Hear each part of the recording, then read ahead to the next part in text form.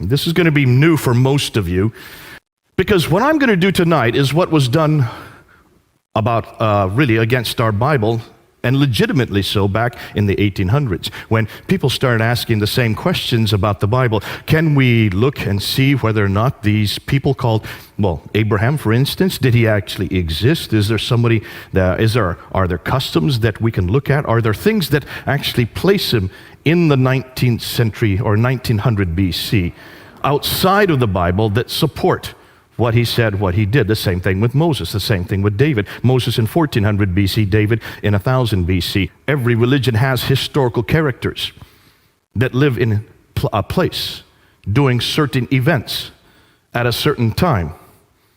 Names, dates, places, and events. Those are the 4 historical questions we should ask of every book, not just the Bible, the Upanishads, the Vedas, the Bhagavad Gita, the Book of Mormon, different books that are claimed to be religious books, and certainly of the Quran. So what we're going to do today is all these questions that have been asked of the Bible, now for the first time we're applying them to Islam. So let's open it up and let's talk about what we're talking about. Well, let's say the first thing that every Muslim will say is, and they all agree with this, is that Muhammad is the last and greatest prophet. I don't think there's any Muslim that would say any different. They would also say the Quran was his revelation sent down only to him between 610 and 632. It's the final revelation. It's the greatest revelation. It's the seal of all revelations, like Muhammad is the seal of all prophets. He is the final prophet. Therefore, Islam is the final religion based on Muhammad's life. Now, what's the classical account? This is the account that you've all heard. This is what you're taught in every school. This is still what is being taught in every university. It's still being taught in most every corner of the world. This is the classical account that you've only, and this is one you'll agree with. You've never heard any other story. You've all been told that Muhammad was born in 570. Has anybody heard any different? No. There's no reason not to hear any different, because that's all that we've ever heard. We also have been told that in 610, he went away from Mecca, he went to the Hira cave, which he would go there quite often to meditate, and there in the middle of while he was meditating, suddenly an angel appeared to him, Jibril, and says, Akra, that means recite. His response was, Ma'akra, I cannot recite, because he could not read or write. So the angel squeezed him, then said a second time, Akra. And his response was, Ma'akra, I cannot read or write. And he was squeezed a second time. This happened 3 times. Finally, the angel let him go, and he ran back to Mecca, went to Khadija, his only wife at that time. Khadija was the woman that was very wealthy. She had her own caravans. She employed Muhammad as her caravan leader. She married him. And she had a little test for him when he came back. She asked him to first sit on one leg and asked him, was this an angel that talked to you? He said, yes. She asked him to sit on the other leg and said, are you sure this was an angel that talked to you? He said, yes. She finally disrobed in front of him and then asked the third time, were you sure that this was an angel? And he said, yes. After that, she knew he was telling the truth, because no angel would ever be in her presence disrobed.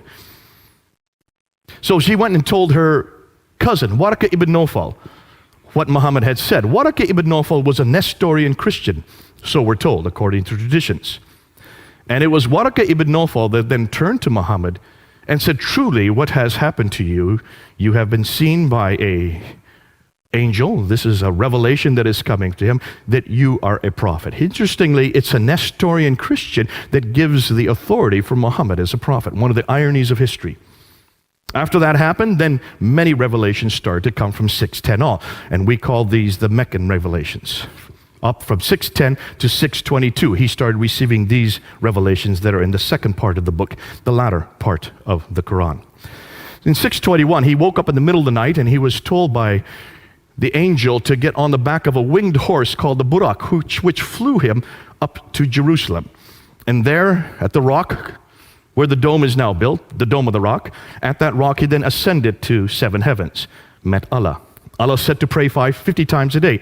So he came down to the 5th heaven, met Moses, and asked him how many times he'd ask you to pray. He said 50. That's way too many. Go back up and see if you can get it down.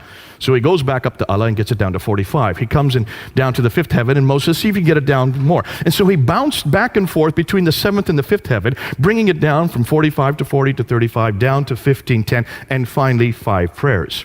Once he got it to 5 prayers, then Moses says, fine, go on back down to earth, which he did, which is one of the another ironies of history, that the reason why Muslims pray 5 times a day is because of Moses. Isn't that fascinating? And this all happened in 621. Am I changing the story, or have you all heard this story? So far, I've kept exactly to what every Muslim will tell you.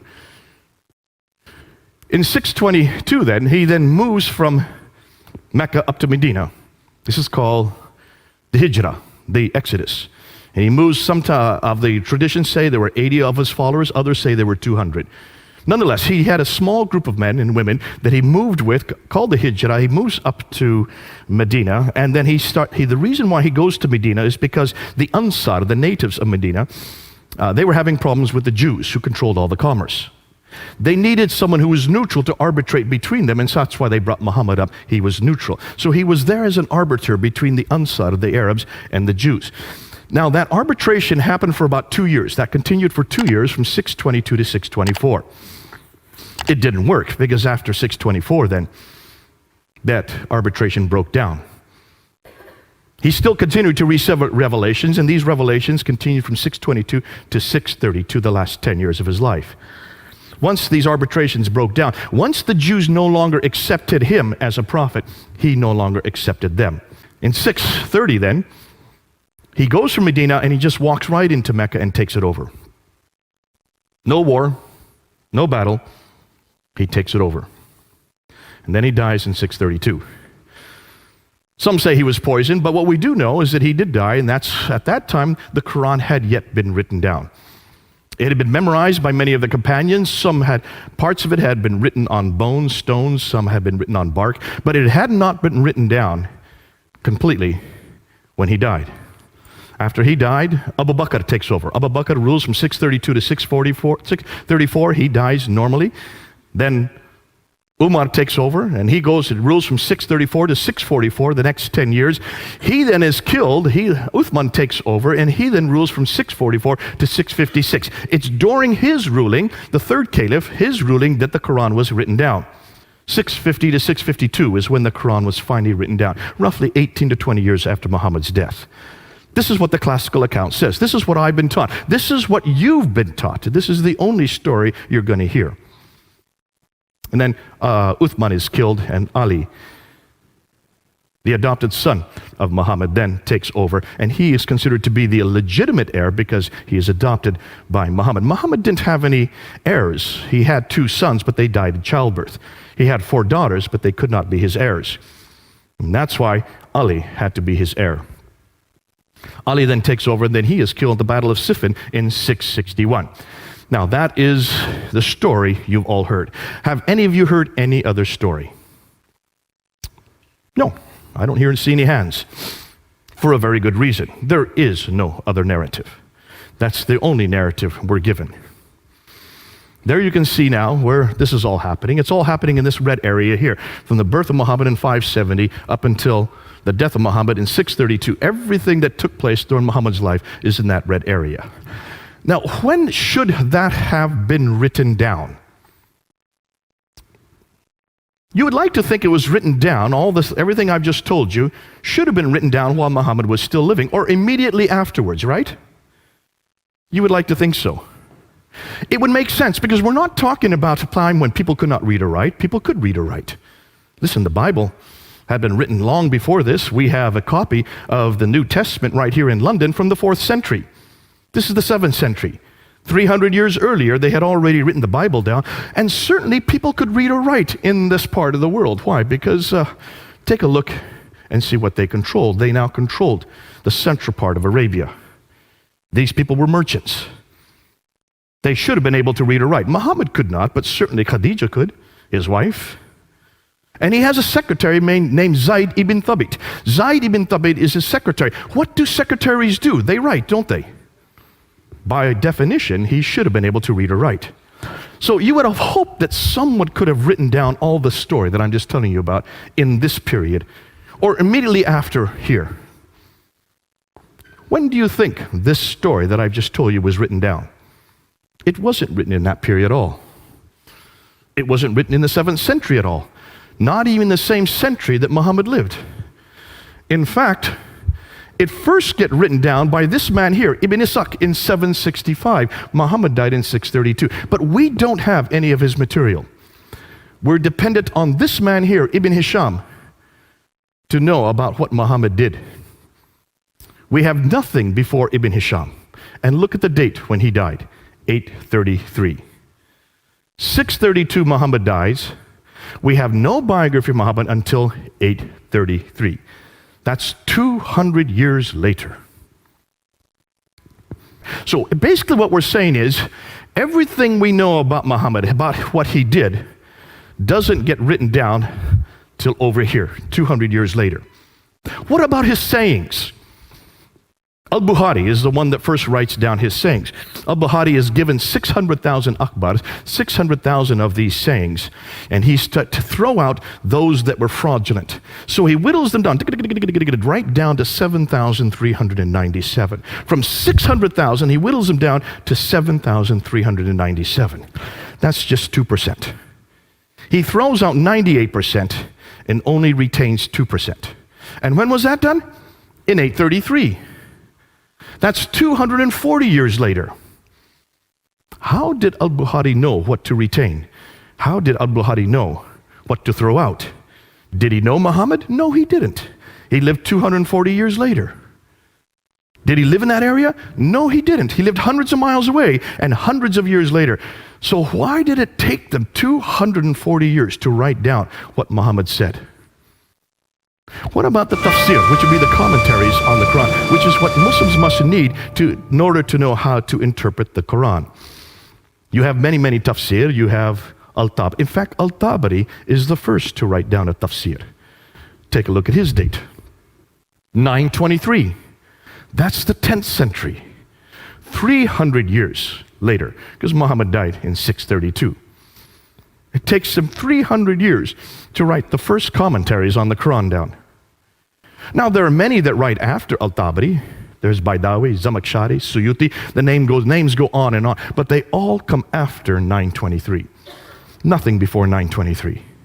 So basically what we're saying is everything we know about Muhammad, everything we know about his life, everything we know about how the Quran was put together, everything we know about what he said that happened in this period here, does not get written down till this period, 200 to 300 years later. Does that bother any of you? Please say yes. It should bother all of you. Why? Well, can you imagine if we were to apply the same criteria to Jesus? Now, when did Jesus die? We know he died in about 33 AD. Did people write down what he did? Yes, they did. Almost immediately, didn't they? You have Matthew, Mark, Luke, and John, who wrote down the biography of Jesus. So you have the biographies written down. We know that Matthew, Mark, and Luke were written by between 48 and 64 AD. So within 30 to 40 years, you already have 3 biographies of Jesus. John would have been written later. That's about 60 years later. But 2 of those biographers actually knew Jesus. John and Matthew lived with him for 3 years. They saw everything he did. They heard everything he said. So they wrote down what they saw and they wrote down what they heard. We don't just have 1 biography, we have 4 biographies. 2 of them written by eyewitnesses and the other 2 who got them from the eyewitnesses. 40 to 60 years after Christ's death. What about the tafsir of Jesus? That would be the commentaries. Well, the tafsir of Jesus would be the letters of Paul. He was the one that actually commented on what Jesus did. What Jesus did, he showed how to apply what Jesus did in Ephesus, in Philippi, in Corinth. Those are the commentaries on Jesus' life. And Paul was beginning to write down within 15 years of Jesus' death. Not 300 years, but within 15 years, Paul was writing down these tafsir of Jesus. Do you see the parallels? What about the Tahrik, the histories of the early church? The book of Acts, written by Luke. And we know the book of Acts had to be written between 52 and 62 AD. Jesus died in 33 AD. So within 20 to 30 years, you have the Acts of the Apostles written. Which means everything we know about Jesus is written down within 15 to 60 years while the eyewitnesses were still living. John was still living. He was the last to write something down. Whereas everything we know about Muhammad is written 200 to 300 years after the fact. Ooh my, look at the differences. That's why I love my Bible. And that's why I love the person of Jesus Christ. That's why I can trust what I know about him, because they were written down so early. And you might say, hold on a minute, the first century, that's so early. Could people read or write? Listen, these were fishermen. How did they know how to read or write? Well, Matthew wasn't a fisherman. He knew how to read or write. And John used a scribe to write for him. Luke certainly was a doctor. He knew how to read or write. And Mark knew how to read or write. Of course they knew how to read or write. And Paul, goodness sakes, he was one of the most intelligent men of his day. Of course he knew how to read or write. So why could not the Muslims, where were their Pauls, Lukes, Johns, Matthews, and Marks? Where are their readers and writers? Why could they not do the same thing in the 7th century or the 8th century? Why do we have to wait to the 9th century to have anything written down? Here's the questions. This is their concerns. If so much of the history of early Islam was written down so late, why did it take so long to write it down? Were these people illiterate? I hear that all the time whenever I ask my Muslim friends this. They were illiterate. I said, hold on a minute. No, they weren't illiterate. By 642, within 10 years of Muhammad's death, Basra, Baghdad, Damascus, Jerusalem, and Cairo were controlled by Islam, or at least by Arabs. Those are huge cities. These had lots of libraries. They could read and write for hundreds of years, thousands of years in these cities. Please don't say no one knew how to read and write in those cities. By 685, by the time Abdul Malik comes to power, all of North Africa, all the way from Spain in the west, in the other direction, all the way to India in the east, that whole swath of land was under their control. Are you telling me that from Spain to India, nobody could read or write? Not one person? No, of course they could read or write. In fact, they tell me that the Quran was written down by Zayd ibn Thabit in 632 to 634. Within 2 years of Muhammad's death, the Quran was first written down by a man named Zayd ibn Thabit, who was the scribe of Muhammad, the secretary of Muhammad. His whole job was to read and write. So where did the 9th century biographers get their material from? And since we don't have anything before the 9th century, can we trust it, since it's so late? Shouldn't we go back to the period these events took place? Shouldn't we go back to the 7th century and see what we find? And that's, as a historian, is what we need to do. Let's go back and see what we can find in the 7th century. And that's what now a whole slew of historians have begun to do. If when you look at the Quran, take a look at all the stories in the Quran, they just don't make sense for a 7th century environment. They make much more sense once the Muslims or the Arabs had moved out into the diaspora, where they would have come across these stories. Because these stories, actually, we know where the stories come from. Story of Cain and Abel in Surah 5, Ayah 31. That comes from the Targum of Jonathan ben Uzziah. The story of Abraham in Surah 21, Ayah 51 to 71. A great story but it does not come from the Bible. It actually comes from the Mishnah Rabbah. The story of Solomon and Sheba in Surah 27, Ayah 17 to 44. A terrific story with the hoopoe bird and the Queen of Sheba pulling up her skirts and she has hairy legs. That story does not come at all from my Bible. I don't remember her ever pulling up her skirts. Nor do I remember a hoopoe bird that could talk. Or that Solomon, who had created an entire air force that would drop stones on the enemy with the name of the enemy at the bottom of the stones. This is not in my Bible. I would have loved to have had that story in Sunday school for one very good reason. It's from the second Targum of Esther, which was written in the 2nd century. It was nothing more than an apocryphal account written by the Jews in the 2nd century and nothing more than as entertainment for their children. Yet you find it in Surah 27, Ayah 17 to 44. They shouldn't have ever put it in the Quran. This does not come from God. It doesn't even come from His scripture. It comes from nothing more than a folk tale for children. The first Arab inscription referencing Muhammad is not till 691. Muhammad died in 632. Isn't that interesting? There's no Arab reference to Muhammad earlier than 691. That's 60 years after he died. The first reference to Muslim, the word Muslim, is not till the 690s. So what did these people who were destroying and taking over Basra, Baghdad, Damascus, Jerusalem, and Cairo, what did they call themselves? Well, they called themselves Sarasin, which is the Arab name for these people. They call themselves Hagarim because they are in the line of Hagar. They call themselves Ishmaelite because they are in a line through Hagar down to Ishmael, so therefore they would be in that line. They call themselves Maghreb because they come from the Maghreb, and they call themselves Muhajirun. These are the names they call themselves, those 5 names. The Muhajirun means people of the Hijr, people of the Exodus, people who are nomadic. The first reference to the word Islam is not till 691 on the Dome of the Rock, there in Jerusalem. And the first reference to the city of Mecca is not till 741. Muhammad died in 632. As you know, as I already said, the first biography of Muhammad is not till 833. Now let's unpack this and let's see what we're talking about. And let's start with Dan Gibson's material. Now Dan Gibson, when he was looking at the Quran, and you can do the same thing, he wanted to find out where the geographical locations were in the Quran. And he noticed there were 65 geographical locations. 9 places are named over and over again. And the names that come up over and over again are these people from Ad. 23 times it talks about this prophet who has contact and has relationship with these people from Ad. It doesn't mention who this prophet is. It just says the prophet, the messenger, the prophet, from the place of the prophet, from the place of the messenger. It doesn't refer to where he lives. Isn't that curious? In fact, you're not going to find reference to Muhammad. You will. There, in all the many, many references to Muhammad, take a look, you'll see they are all in parentheses, which means they've had to been put in at a later date. Muhammad's name is, in Arabic, is only found 4 times. 3 times in one surah alone.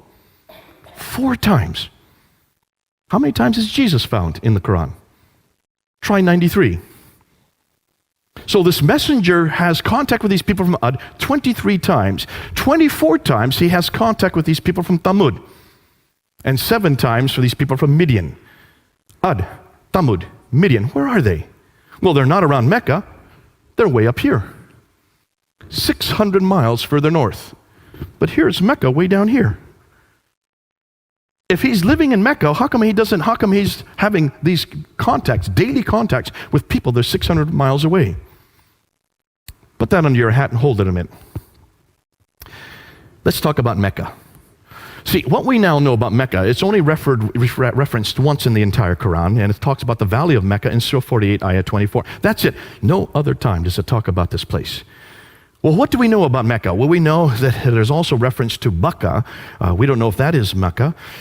We know that if you look at the traditions and you add them with the Quranic material, we do know right there that it's in a valley. We know that there's a parallel valley where the Mecca is.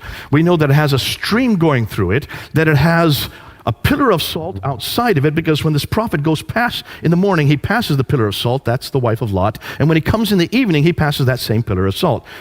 More than that, we know that there are fields, clay, grass trees, loam, and olive trees. That's curious. And that there are mountains overlooking the Kaaba. Now take a look at every one of these references. None of these fit Mecca. Mecca is not in a valley. There is no parallel valley. There is no stream going through it. It only has one well, the Zamzam well. It could not have accommodated any caravans. It does not have tree, fields, clay, glass, or any suggestion of any olive trees, because olive trees only exist in the Mediterranean, 600 miles further north. There are no olive trees at all in the Arab Peninsula. So, all of these geographical references make no sense for Mecca. Now, according to Islam, Mecca is probably the oldest city in the world, because according to Surah 7, Ayah 24, when Adam and Eve, when they were up in the Garden of Eden, which is up in space, when they were thrown out of that garden, they were thrown down to earth. According to the traditions, it was Mecca that they were thrown down to. So it would be the earliest sanctuary for all of mankind. We also know in Surah 21 that Abraham is in Mecca. He is there, and he goes into the Kaaba and he destroys the idols. That's in Surah 21. So in 1900 BC, Mecca should have existed if Abraham's there, right? We also know from all the traditions that Mecca was the center of trade, north, south, east, and west. That's why it became rich. That's why Muhammad was there. He was a trader. So it's the mother of all settlements, according to Surah 692, Surah 42, Ayah 5. Adam and Eve came from there. Abraham came from there. Muhammad was born there. And it's also where the Qibla, the direction of prayer, every mosque should be facing Mecca. Correct? From 624 on, it should be the case, because we do know, according to Surah 2, ayah 145 to 149, that Muhammad, when he moved to Medina in 622, he redirected the Qibla back up to Jerusalem so that it could accommodate the Jews. After 624, the Jews would not accept him as a prophet, so suddenly he gets a new revelation in Surah 2 to redirect the Qibla back down to Mecca. So from 624 on, every mosque should be facing Mecca, right? Now, take a look at this Byzantine map of the trade route from the 7th century. What's missing? Can you find Mecca? This is a copy of a Byzantine map from the 7th century. Mecca isn't there. This is where Mecca should be, right here. It's not on the map. Here's a map of trade routes from the 7th century. These are Arab trade routes. These are not Byzantine trade routes. These are Arab trade routes. Where's Mecca? It's right where that question mark should be. When we look at the earliest maps, we can't find Mecca on any of the maps. This is the map that Patricia Corona looked at, and this is the one that got her curious. She was shown this map. This is a map that's not from the 7th century. It's a map that was made today in the 20th century, redacted back to the 7th century to show you what the place looked like. And when she looked at this map, she noticed that all the trade would have come from here in India and China further away. They couldn't go that way because of the Hindu Kush and the Himalayas. So all the trade used to come across the Arabian Sea over here into the Persian Gulf and used to go that direction up to the Mediterranean world. Are you following me there? The problem is that the Sassanids who were here were warring against the Byzantines who were there. So they were warring back and forth for 200 years from the 5th, 6th, and 7th century. So that shut down the trade from going up the Persian Gulf.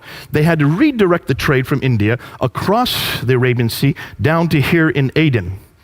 And that's where they took off all the trade. They took it off the boat there, and they went 1,250 miles, following that green line all the way up to Gaza in the north. That's a pretty good theory. That's called the trade route theory. Montgomery Watt was the one that came up with that theory. The Muslims love it, and they've grabbed onto it, and they're still using it today.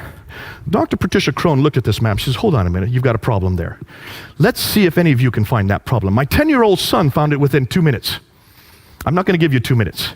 Can any of you see a problem with that theory right there by looking at that map? No? No one's going to try? Should I give you a hint? Water.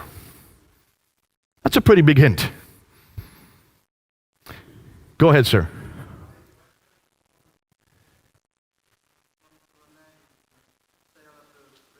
Give him a hand. He's got it.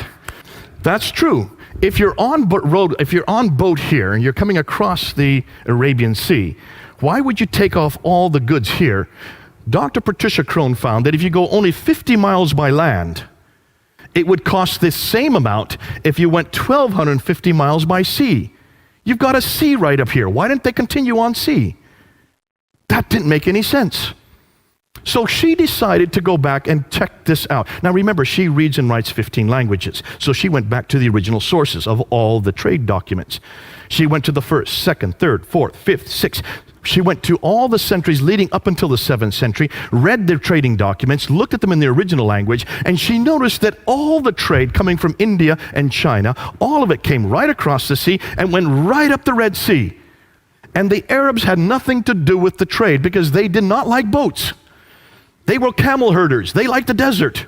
That's why you don't have any ports along here. There was only one port that she could find. All the ports were on this side in Africa, and the people that controlled the trade were from this area, from Eritrea.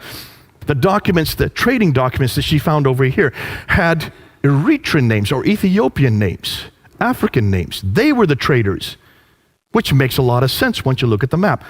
Then she noticed something else. Take a look at there. Here's the trade route, the line, the green line.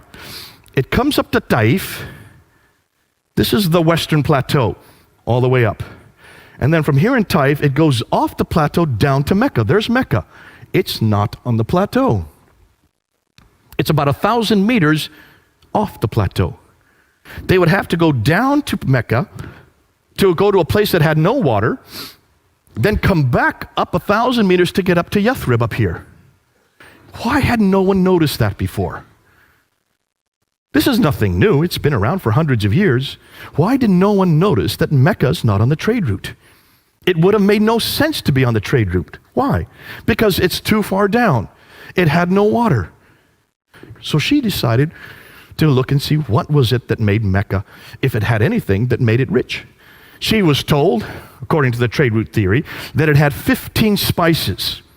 And that's why it became rich. So she wrote her book, and she decided to do research on all 15 spices. And she found that none of the spices, except for 2, even came from Arabia. They either came from India and China, or they came from Africa. The only 2 spices that came from Arabia were frankincense and myrrh. And they came from the southern part, the Hadramat, this part here, which is Yemen and Oman today. Nothing about any spice from this part of the world. The only trade she could find that were going up the Western Plateau was milk and leather. You cannot create an entire empire made out of milk and leather. Now, when she came out with this book, it blew open everything we knew about Mecca. She decided, well, let's find out what people knew about Mecca. So she went to every document she could find. She found documents written here in Ctesiphon, which is way up here. That is Baghdad, right up there. It's called Ctesiphon. That's the old name. They had come down here to Yathrib, and they came across silver. They had silver mines all over Yathrib. That's not too far from Mecca. Yathrib is what is Medina today. She looked at their documents. No reference to any place called Mecca. She couldn't find any reference from the 1st century, from the 2nd century, from the 3rd, 4th, 5th, 6th century, from the 7th century. No reference to Mecca. So when did she find Mecca? Not till 741. 741. Muhammad died in 632. She couldn't find any reference to Mecca earlier than 741. That's over 100 years later. So what is this city? Where is this place that Adam and Eve were sent down to? Where is this Kaaba that supposedly Abraham rebuilt with Ishmael? In fact, she found out, not just Hitti found this out, in almost every one of those oases, in Najran, in Sana, in Taif, in Yathrib, in Tabuk, in Khaybar, all of these oases had Kaabas. It was quite normal to have a Kaaba. You have a Kaaba with gods in it, idols in it, then when the merchants would come along, they would go and pray to their idol, and you would get money for it. It was a great way to enrich yourself. There wasn't just one Kaaba. There were many, many Kaabas. Why hadn't anybody noticed this before? Well, take a look at modern Mecca today. Maybe you've seen this picture. Look what they're doing to Mecca. Here is Muhammad's house, where he grew up, where he was born. They're now destroying his house. Here is Khadija's house, where his wife grew up. They're now destroying her house. Why are they destroying these houses? And why are they cementing it all up? Any idea? Folks, can you see what's happening as we speak? Muslims all over the world are upset. But the Saudi Arabian government is continuing. They're going to build 62 of these buildings all around the Kaaba, so that all the rich Muslims can have air conditioning when they come to do the Hajj. That's their reasoning for it. You can see why. Mecca did not exist before 741.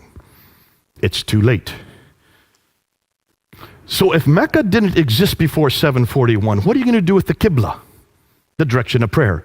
Every Muslim must pray towards Mecca. Am I correct? And it doesn't matter where you are in the world, you always pray towards Mecca, towards that building right there, the Qibla. In Surah 2, Ayah 143 and 145, the direction of the Qibla was then redirected down to Mecca. That would be in 624, the date they give. But here's the problem. Archaeologists are having a difficulty. As early as 1905, 2 archaeologists, one called Dr. Creswell and Dr. Fedavadi, in 1905, were traveling in that part of the world. You can't go there anymore, but back then you could.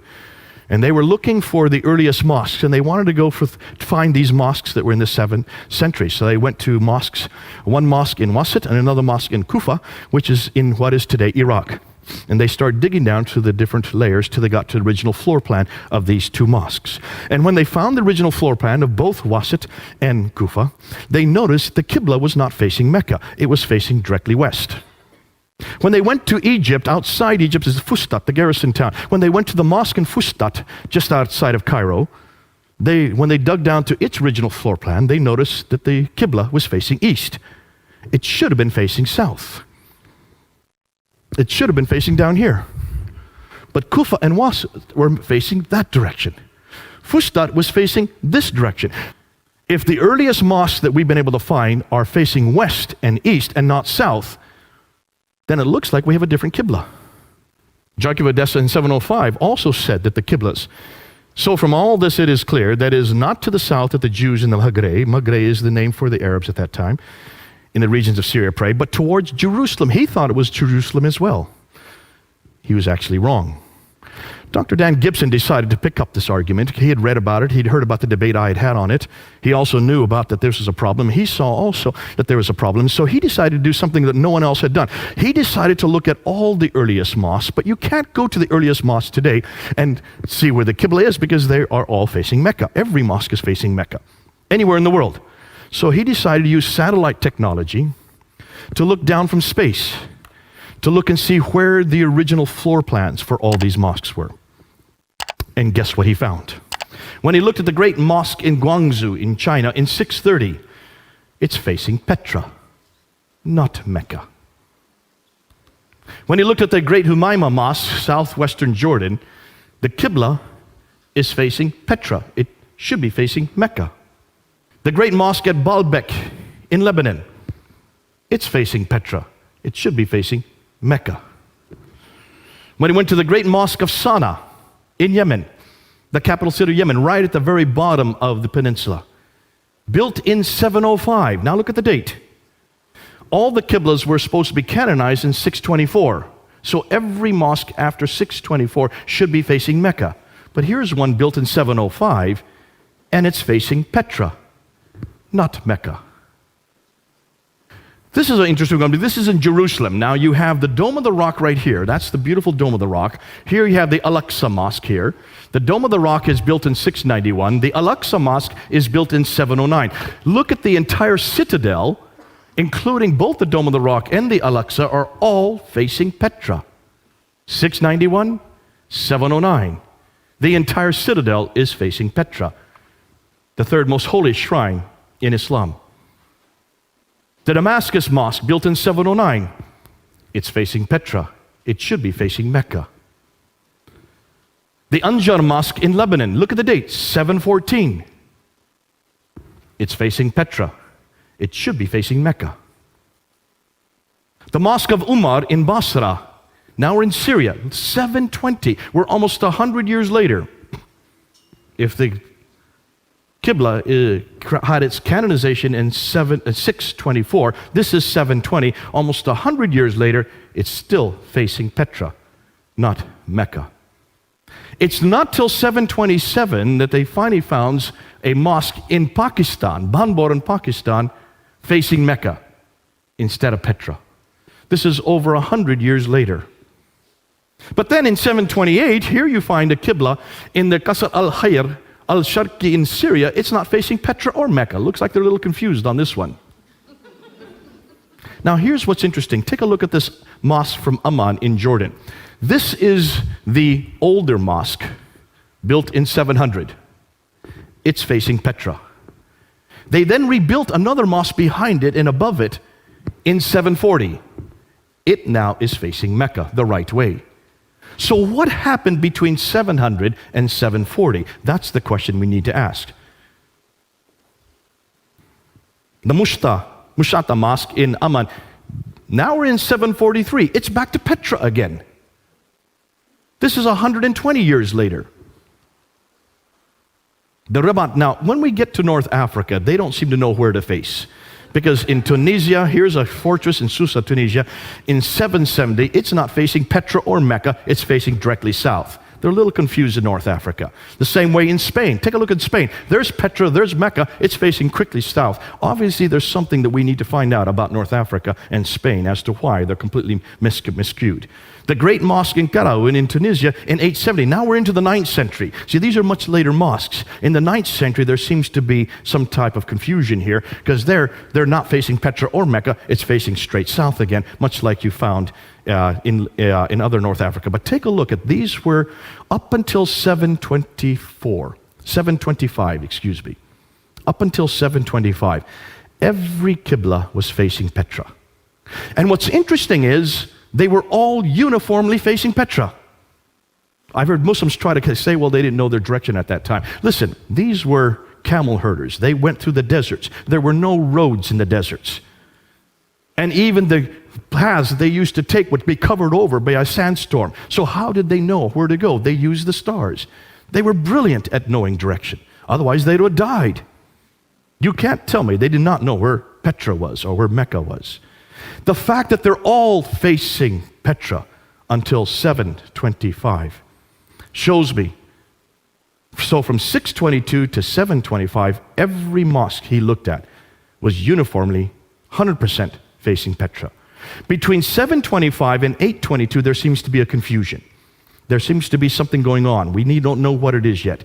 But there was still backers and forings, especially in North Africa. They didn't know where to go. So 12% of the mosques were facing Petra. 50% started now to face Mecca. 38 were parallel or in other directions. And it isn't till 822 that every mosque begins to face Mecca. That's 200 years later. It takes them 200 years to get every mosque facing Mecca. Now we should ask, why is it that no one's known that before? That to me is hugely troubling. So why Petra? Well, take a look where Petra is. Remember that Arab trade route? I showed you where Petra, it's in the center of all the trade. See, Mecca's not even on the trade route map for one very good reason. There was no trade that went through Mecca. But Petra is on the center of every route. What is Petra known for? How many people have been to Petra? Has anybody been there? Okay, one man, two.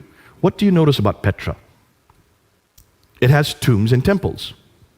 It was a center of the Nabatean kingdom.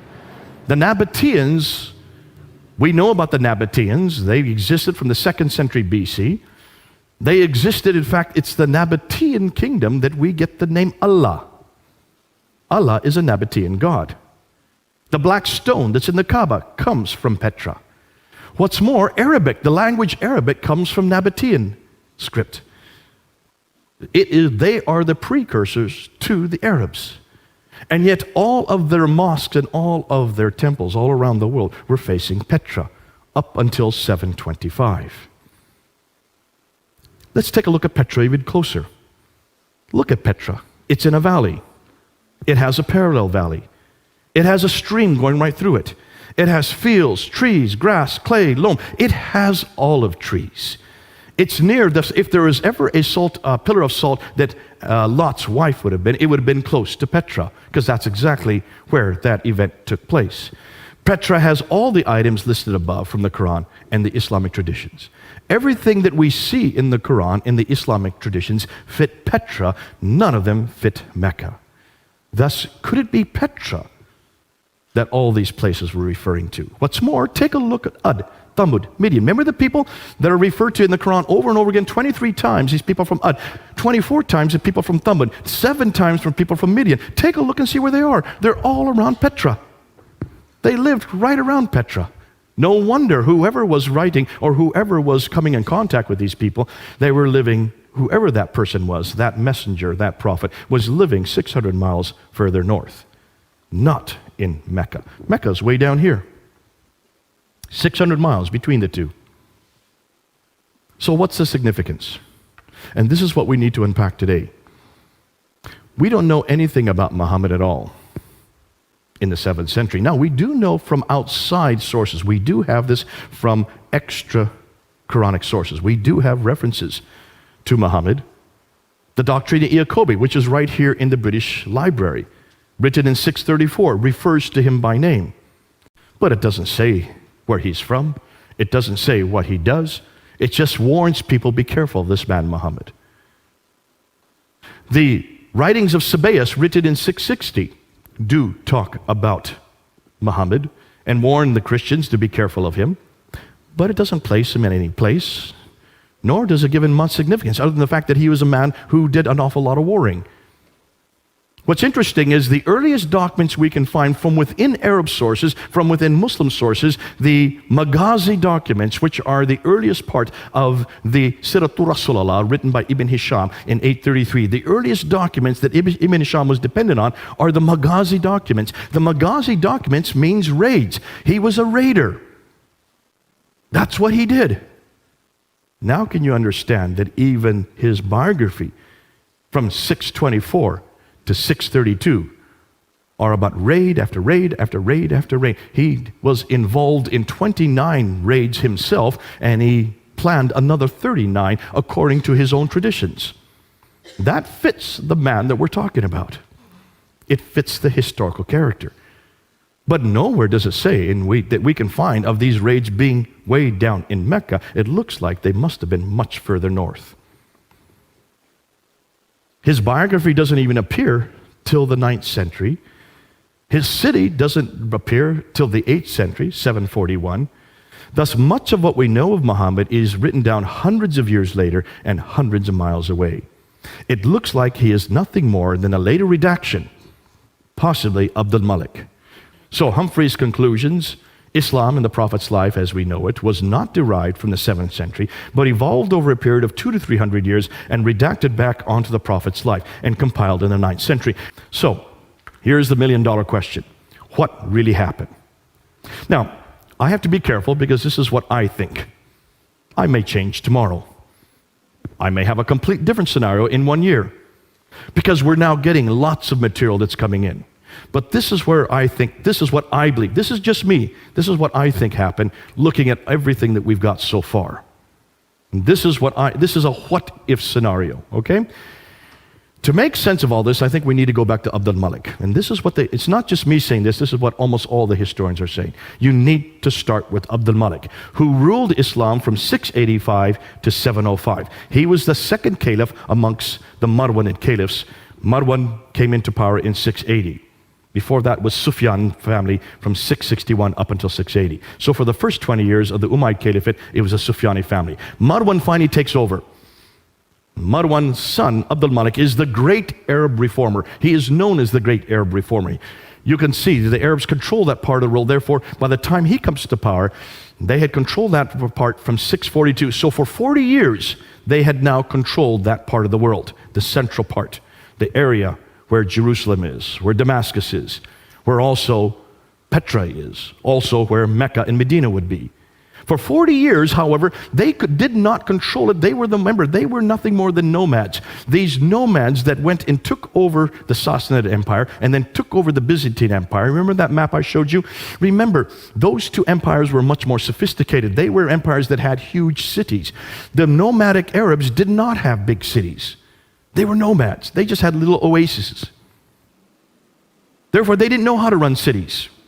That's the first question we should have been asking. How could a nomadic people have such sophisticated rules and regulations dealing with so huge metropolitan areas? Unless, of course, these rules and regulations come much later.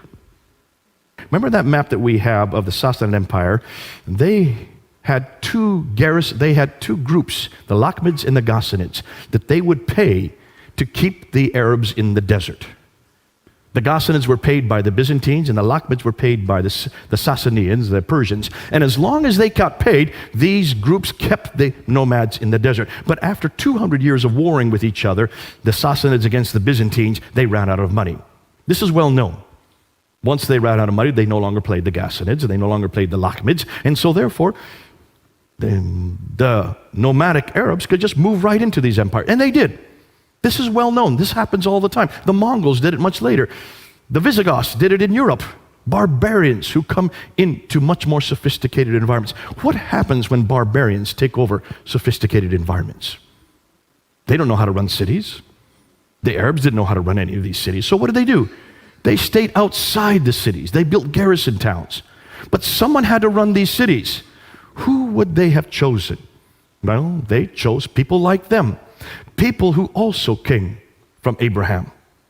But not through Ishmael, through Isaac. Cousins, Jews and Christians, who did know how to live in cities. And they were also very literate, and they were also very academic. And that's why they used the Jews and Christians to run the cities for them, because they were cousins of Abraham, people of the book, Al-Kitab. What's more, these people, because they were so close to them, then took on a status called Mauli or Moali. This is well known, that they took on like an indentured status. They could not actually be Muslims unless they converted, but there was no such idea of Muslim at this time. There was no name of people called Muslim. There was no religion called Islam. We don't have those references until 690. So for 40 years, these Arabs were dependent on the Jews and Christians to run everything for them. Now, what happens after 40 years? You can see the problem. By the time Abdul Malik comes to power, he realizes that there is no Arab identity. He needed an Arab identity. You want to create your own identity. It's very clear that the Arabs did not have a prophet. It's very clear that the Arabs did not have a book like the Jews and Christians had. They had a whole line of prophets. They had whole slews of books, 66 books. Nothing in the line of Ishmael. But you're the ones that now control the world. You control all these Jews and Christians. So we know, and this is well known, that Abdul Malik is known as the great Arab reformer. He's the one that introduces Arabic as the international language. He is the one that introduces this Arab identity. This is well known. We can see that because when you look at Abdul Malik, take a look at the coins, and they're right here in the British Museum. Look at the coins. So the coins that the Byzantines had were the emperor with two retainers on either side, and then they would have an orb with the Byzantine cross. On the back side is the Byzantine cross. When the Arabs took over, they had to keep the same coinage so they could still continue having commerce with all the people in that type of the world. But what they did is they took off the Byzantine emperor and they put the caliph here. So this is the caliph with two retainers. No longer is there an orb with a cross. You notice. The back side still looks like a cross, but it's missing the cross piece. So no one would confuse that this is a cross to make it Arab. All right? But how can you have images of caliphs on the back of coins? Are Muslims allowed to have images anywhere? These are the coins that are introduced by the Umayyads, the first Muslims, supposedly, right? Coins, every caliph had their image on their coin. Until you get to Abdul Malik. Abdul Malik first introduces himself with an image.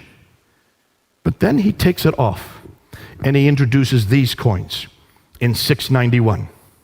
In 691, he introduces coins with only Arab script. He takes off the image and introduces an Arab script.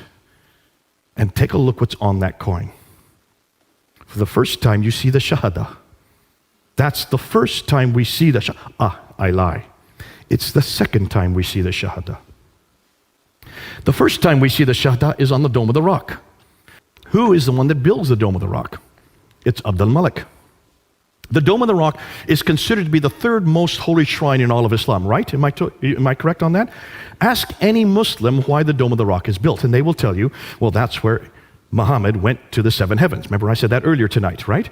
That's the story that happens in 621. It's called the Miraj, and it's to commemorate that event, which means that building should have some reference to that occasion, right? Take a look at the Dome of the Rock. Look where it's situated. See, Abdul Malik does not live in Jerusalem. He does not live in Medina. He lives in Damascus. Why in the world does he not live in Mecca? If that's the seat of the world, if that's where God is, why doesn't he have his capital in Mecca? Or at least in Medina? He's way up in Damascus, about 1,000 miles further north. But then he comes to Jerusalem in 691 and builds this large building. The Dome of the Rock. Take a look where it is. Here is the Church of the Sepulchre, which is the center of Christianity at that time. The Dome of the Rock is built on the other valley, across the valley from it, and higher up. He builds it higher up so it has ascendancy. It's bigger than the Church of the Sepulchre. It's the biggest building of its kind. Basically what he's doing is, we are now the rulers. We are now greater than you Christians.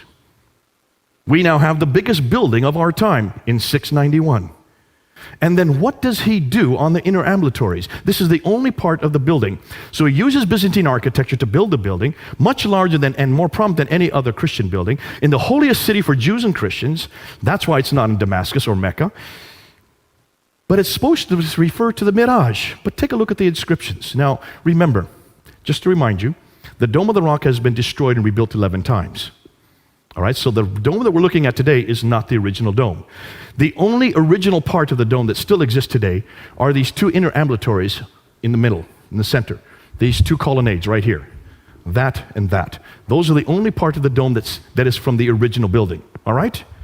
So you need to look at the inscriptions on those inner ambulatories. And when you look at those inscriptions, take a look at them and you will see there's nothing at all about the Miraj. There's nothing at all about Muhammad going up to the 7 heavens, coming back down 2 heavens, meeting Moses and going back and forth between Allah and Moses, or 50 prayers. Yet that's why Muslims tell us the building was built. So what's on those inscriptions? Well, take a look.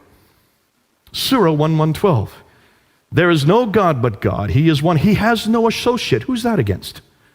Jesus. Say, He is God, the one, God, the eternal beside of all. He begetteth not, nor was begotten. Who is that against? Jesus, the begotten Son. And there is none comparable unto him. Muhammad is the messenger of God. Here you see Muhammad's name introduced. This is the first time Muhammad's name is introduced on any Arab inscription or architecture. This is the beginning of the introduction of Muhammad. And it's on the Dome of the Rock. In contradistinction to who? To Jesus. If you want to find out why Abdul Malik built that building and why he made it higher than the Church of the Sepulchre and across the valley on the highest point of Jerusalem, just look at the inscriptions. He's now introducing his own prophet, greater than Jesus. His name is Muhammad. He is the messenger of God. So if you're going to create an identity, you've got to have your own prophet. Because so far they've been dependent on all the Jews and Christian prophets. That's why 19 of the prophets that are listed in the Quran all come through Isaac. Where is the prophet that comes through Ishmael? Only Ishmael's name is there. They need a prophet to create that identity. They build a building. They introduce his name. And then they put it on the coins. Significance? He is the one that introduces this identity, beginning with the Dome of the Rock in 691. It's larger than any other non-Arab structure. It's facing the Arab sanctuary, Petra. It incorporates inscriptions against Byzantine Christianity. It introduces their faith. This is the first time we see the name Islam on the Dome of the Rock. It introduces their people. This is the first time we see reference to Muslims. And it introduces their prophet. This is the first time we see a reference to Muhammad. Isn't that interesting? But this is 60 years after Muhammad died. 60 years later, these three are introduced on the Dome of the Rock. More than that, the Caliphal protocols. So these are the protocols, these are the official documents written by the caliphs from the Sufyani period all the way up into the Marwanid period. And he noticed that every one of these official documents always began with the Bismillah. But it's not the Bismillah we know today. Bismillah, Al-Rahman, Al-Rahim is not there. It's a completely different Bismillah. What's more, it doesn't talk about Muhammad. There's no reference in any of these caliphal protocols about people called Muslims, about a religion called Islam, about a prophet named Muhammad, or about a book called the Quran. Missing in all these protocols. Yet these are supposedly the first Muslim protocols by the caliphs, the first Muslim caliphs. This continues right up until Abdul Malik. And then he comes across Abdul Malik's protocols. And then he noticed in 691, almost overnight, Muhammad's name is introduced. It happens overnight. His name is introduced, the Quran is introduced, the name Muslim is introduced, and so is the name Islam. This is all introduced overnight in 691 and in 692. And from that time on, every protocol starts with the Bismillah and the Shahada, that there is only one God but God, and Muhammad is his prophet. Then he mints coins in 692, and that's where he takes off his image and introduces the Shahada on those coins that I showed earlier. Once he introduces Muhammad, he then needs a revelation. See, every prophet has to have a book, has to have a revelation. And that's why the earliest Quranic texts are on the Dome of the Rock. That's the first time we see Quranic texts. It's on the Dome of the Rock. But it does not equate with the Quran that we have today. The earliest Quranic manuscripts begin to appear during his reign and his son Al-Walid. None of them are complete, nor do they parallel today's Quran completely. They continue to be changed and corrected up until the 9th century. The sanctuary Petra is then destroyed in an earthquake in 713. What happens whenever a sanctuary is destroyed? Well, as the people know, whenever their sanctuary is destroyed, that means God no longer has favor with that sanctuary. You've got to change your sanctuary, because this is God's way of saying, this no longer is my sanctuary. Because earthquakes always come from God back then. So where are you going to change it to? Well, you're going to go back to where the Marwanids came from. The Marwanid family comes from the Hijaz, from Central Arabia. So they then bring it down and they introduce it in Mecca. That's why Mecca was chosen. It looks like Mecca was a pagan, probably a Nabatean pagan shrine that they took over, kept the practices that were still there, and tried to infuse some theological meaning. But it doesn't make sense when you look and see who God is and what He has done historically. So they chose Mecca. Now that the Muslims have a prophet, Muhammad, and they have a revelation, the Quran, now they got a revelation and a prophet, they need a sanctuary, so they choose Mecca. Now that they have the three ingredients, they now need to have a history. You've got to create a history. You've got to put Muhammad in his own place. You've got to put him in his own milieu. Now can you see why it took them for another 100 years to finally get that together? By the time they get the Sirah in 833 and the Hadith in 870, they also need to have rules and regulations. Take a look when all four schools start to appear. The Hanafi school, the Maliki school, the Shafi school, the Hanbali school. They all begin to appear in 820 and later. Nothing before 820. That's the 9th century. 200 years later, and hundreds of miles away. Why? Because now the laws have to be created. And that's why they borrowed right, left, and center from Roman law and also from Sassanid law, Persian law. And then once you get that, then you've got to make sense of the Quran. By that time, the Quran is formed, but it is full of contradictions. Just take a look at the Quran, borrowing from many different sources. If you borrow, you've got to make sense of it. That's why the tafsir had to be created. And the tafsir do not start to begin to appear until the 10th century, 300 years later. By the 9th century, they now have the book, the man, the place, and the story. All four. But that's 200 to 300 years too late. So, what about Muhammad?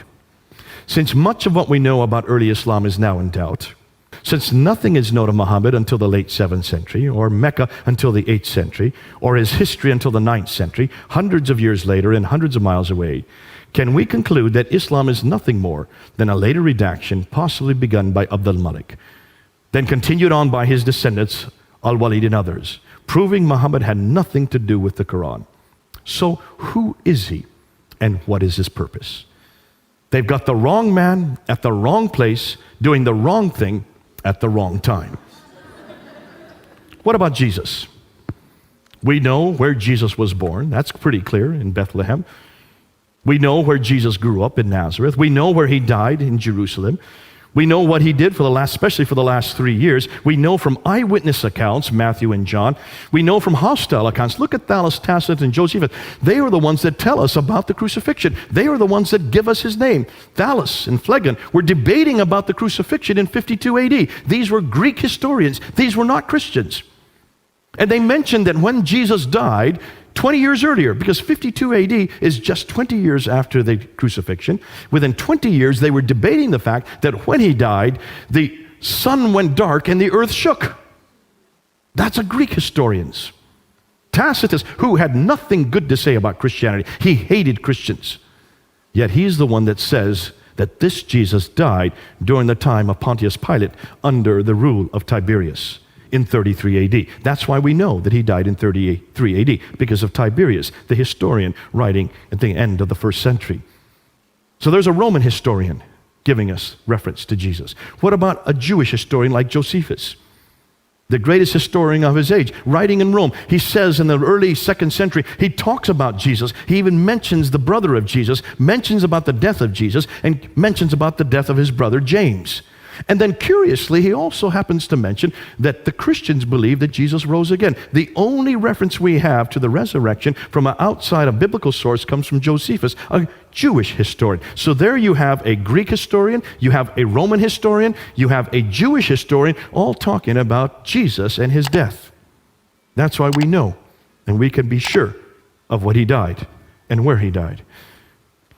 No doubt about his historicity. Thus we have the right man at the right place, doing the right thing at the right time.